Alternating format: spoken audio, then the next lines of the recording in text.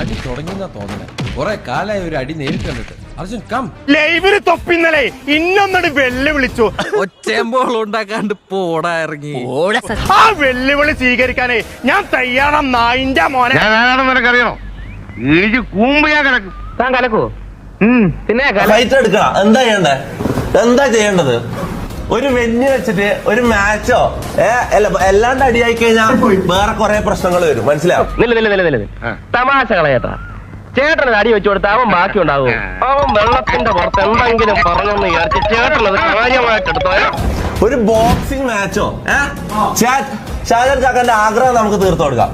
നീ ആരടാ എന്നോട് എതിർക്കാൻ? ഇങ്ങോട്ട് ഇറങ്ങി വാടാ എരപ്പാളി.